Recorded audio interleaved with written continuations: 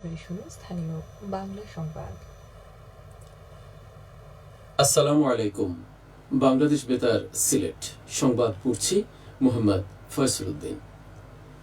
মুক্তিযুদ্ধ বিষয়ক মন্ত্রণালয় জুলাই অভ্যুত্থানে শহীদদের স্মরণে তাদের তালিকা থেকে ৮ জনের নাম বাদ দিয়ে নতুন গেজেট প্রকাশ করেছে। একটি সরকারি প্রজ্ঞাপনে বলা হয়, জুলাই গণ অভ্যুত্থানে শহীদ পরিবার ও জুলাই যোদ্ধাদের কল্যাণ ও পুনর্বাসন অধ্যাদেশ অনুযায়ী এই ৮ জন জুলাই শহীদের নাম গেজেট থেকে বাতিল করা হলো। এর আগে সরকার ২ দফায় গণ অভ্যুত্থানে ৮৪৪ জন শহীদের নামের গেজেট প্রকাশ করে। শহীদদের নামের সঙ্গে gazette number, medical case ID, পিতামাতার নাম, বর্তমান স্থায়ী ঠিকানা, জেলা ও বিভাগের নাম প্রকাশ করা হয়। জুলাই গণ অভ্যুত্থানের প্রথম বার্ষিকী উপলক্ষে গণমিছিল ও সমাবেশ অনুষ্ঠিত হয়েছে গতকাল হবিগঞ্জে। বাংলাদেশ জামায়াতে ইসলামী হবিগঞ্জ জেলা শাখার উদ্যোগে পৌরসভার মাঠ থেকে বের করা হয় গণমিছিল। মিছিলটি প্রধান সড়ক প্রদক্ষিণ করে চৌধুরীবাজার চৌরাস্তা মোড়ে এসে শেষ হয়। পরে অনুষ্ঠিত হয় সমাবেশ। এতে জামায়াতের বিভিন্ন স্তরের নেতাকর্মী অংশ নেন। সিলেটে গত ২৪ ঘন্টায় নতুন করে ৩ জনের শরীরে ডেঙ্গু শনাক্ত হয়েছে। এই নিয়ে সিলেট অঞ্চলে চলতি বছরে ৭১ জন ডেঙ্গু রোগী শনাক্ত হয়েছেন। বর্তমানে ৫ জন রোগী সিলেট নগরের বিভিন্ন হাসপাতালে চিকিৎসাধীন রয়েছেন।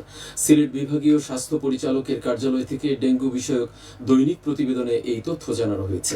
চলতি বছরের ১ জানুয়ারি থেকে এই পর্যন্ত আক্রান্তদের মধ্যে সিলেট জেলায় ২১ জন, সুনামগঞ্জে ৭ জন, মৌলভীবাজার জেলায় ১৫ জন এবং হবিগঞ্জে ২৮ জন রয়েছেন। এর মধ্যে গত এক সপ্তাহে শনাক্ত হয়েছেন ৯ জন। তবে ডেঙ্গুতে কেউ মারা যাওয়ার খবর পাওয়া যায়নি। এছাড়া গত কয়েকদিনে সিলেটে কোভিড আক্রান্ত হওয়ার কোনো খবরও পাওয়া যায়নি। স্বাস্থ্য অধিদপ্তরের দৈনিক প্রতিবেদন অনুযায়ী চলতি বছর ৩০ জনের কোভিড ধরা পড়েছে। এর মধ্যে মারা গেছেন ৩ জন, অন্যরা সবাই সুস্থ হয়ে বাড়ি ফিরেছেন।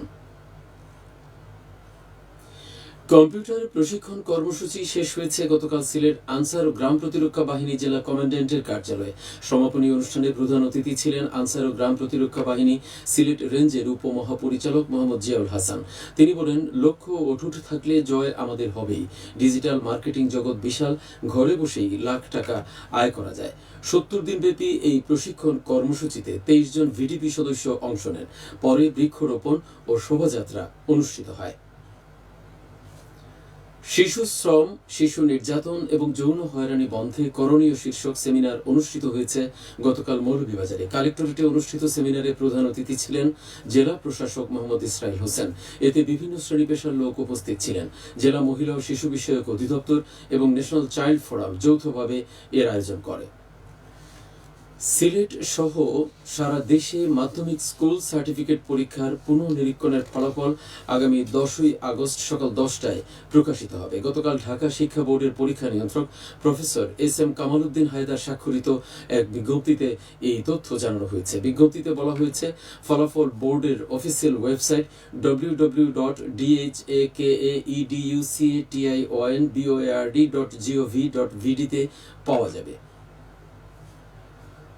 সুবিধাবঞ্চিত পরিবারের মধ্যে স্বাস্থ্যসম্মত স্যানিটারি ল্যাট্রিন বিতরণ করা হয়েছে গতকাল মৌলভীবাজারের কমলগঞ্জ উপজেলায়।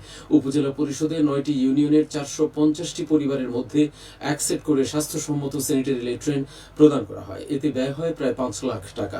এ সময় জনপ্রতিনিধি সহ স্থানীয় গণ্যমান্য ব্যক্তিগণ উপস্থিত ছিলেন। একটি স্বেচ্ছাসেবী সংগঠন এই উদ্যোগ নেয়।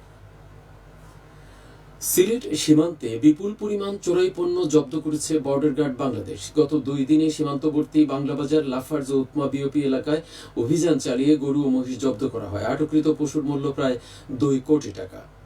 খেলার খবর, ফুটবল। মিয়ানমারে অনুষ্ঠিত এএফসি এশিয়ান কাপ বাছাই পর্বে দুর্দান্ত পারফরম্যান্সের পুরস্কার পেল বাংলাদেশ নারী ফুটবল দল। গতকাল প্রকাশিত ফিফার সর্বশেষ হালনাগাদ নারী র্যাঙ্কিংয়ে বাংলাদেশ ২৪ ধাপ এগিয়ে উঠে এসেছে ১০৪তম স্থানে। বর্তমানে বাংলাদেশের রেটিং পয়েন্ট দাঁড়িয়েছে ১১৭৯.৮৭। ফিফা জানিয়েছে, এবারে র্যাঙ্কিংয়ে সবচেয়ে বেশি উন্নতি করা দল বাংলাদেশ। সবশেষে আবহাওয়া।